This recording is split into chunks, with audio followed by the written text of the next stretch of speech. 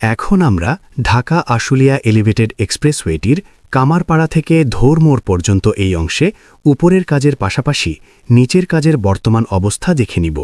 প্রবেশ নিয়ন্ত্রিত এলিভেটেড এক্সপ্রেসওয়েটির উপরের অংশে কার্পেটিং শুরু করা হয়েছে এবং নিচের সড়কের একপাশে কার্পেটিং শেষ করা হয়েছে। এলিভেটেড এক্সপ্রেসওয়েটির উপরের অংশে 4 লেনের পাশাপাশি দুদিকের লেনের দুপাশে জরুরি সেবা লেন থাকবে এবং নিচের সড়কটি 4 লেনের সড়কে প্রশস্ত করা হচ্ছে।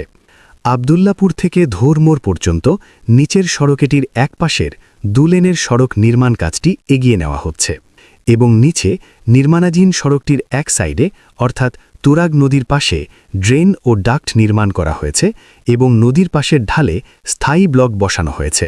এবার এসে এই অংশে যা দেখতে পেলাম, উপরে এলিভেটেড অংশে কার্পেটিং শুরু করা হয়েছে এবং নিচের সড়কটি প্রশস্ত করা সহ একপাশের 2 লেনের সড়কটিতে কার্পেটিং সম্পূর্ণ করা হয়েছে।